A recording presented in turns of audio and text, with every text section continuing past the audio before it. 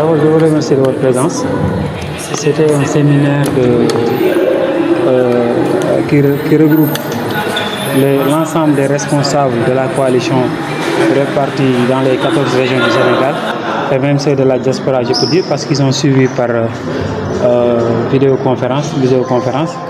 C'était pour nous l'occasion de vulgariser notre détermination et de montrer aussi que nous sommes là, de permettre aux Sénégalais aussi de comprendre notre vision et de leur montrer aussi qu'il y a une alternative. Parce qu'on sait qu'au Sénégal maintenant, les Sénégalais vivent dans des difficultés et malheureusement on n'en parle pas. Le débat public est très bas et il y a tout sauf ce qui concerne les Sénégalais. Il n'y a pas de débat qui concerne le problème des Sénégalais. Il n'y a pas de programme, il n'y a pas de vision pour un Sénégal. Donc nous sommes des Sénégalais et il nous doit de montrer notre détermination. Et aussi nous avons choisi d'être de ceux qui font l'histoire de ce pays.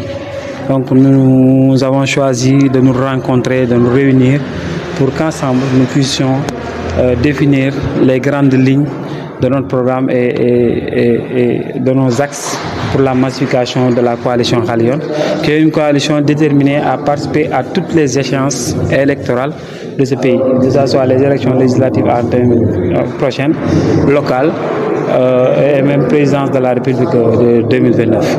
Donc, vous l'avez dit, quand on a révélé de votre vision. De notre vision, nous voyons que d'abord sur l'économie sénégalaise, les Sénégalais sont fatigués, n'arrivent pas à joindre les deux bouts. Le pouvoir d'achat est très faible pour les Sénégalais, ce qui fait que la vie est très chère.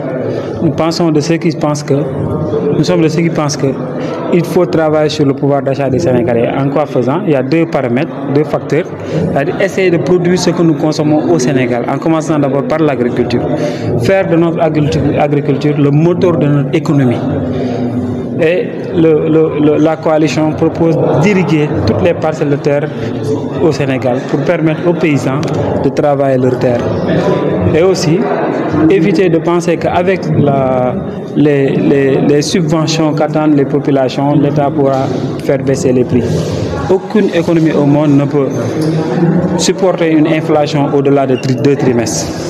Et pour cela aussi, nous avons pensé qu'il faut vraiment s'attaquer au comportement de nos hommes politiques qui ne respectent pas leurs paroles. La plupart pensent qu'ils peuvent accéder au pouvoir avec des slogans, mais malheureusement, on ne peut pas diriger un pays avec des slogans. Il nous faut une vision, un programme. Et malheureusement, c'est ce que nos dirigeants actuels n'ont pas. C'est ce que nous proposons comme alternative, ce que je viens de dire. La monnaie aussi, nous en avons notre point de vue, parce que je n'ai jamais vu un pays émergent avoir une monnaie avec une partie fixe. Surtout qu'à l'heure actuelle, nous avons le pétrole, nous avons le gaz, nous avons d'autres ressources naturelles qu'on peut exporter.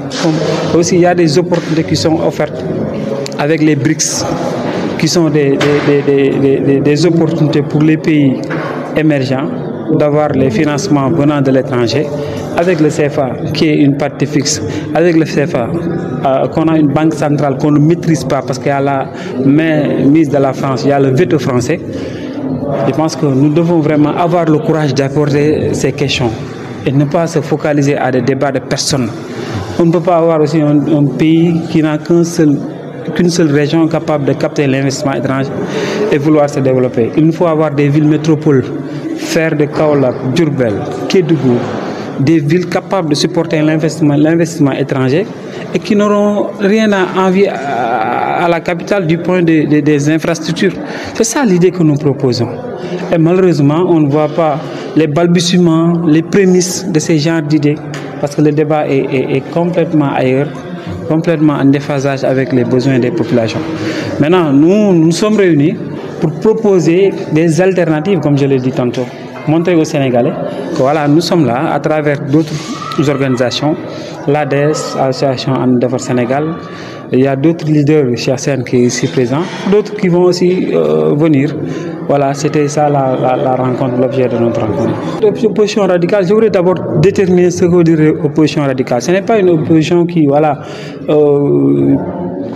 brûle ou casse les institutions ou ne les respecte pas. Non, l'opposition radicale, qu'est-ce qu'on veut dire par là?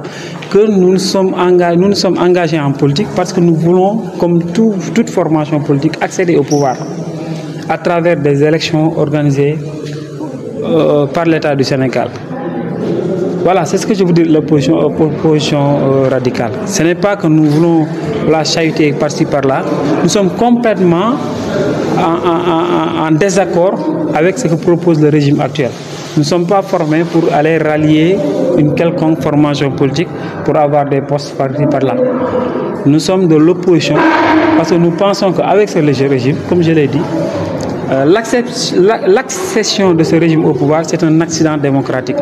Parce que dans toute démocratie, l'accession au pouvoir des populistes, ça a toujours été un accident démocratique et ça ne se passe qu'à l'espace d'un mandat.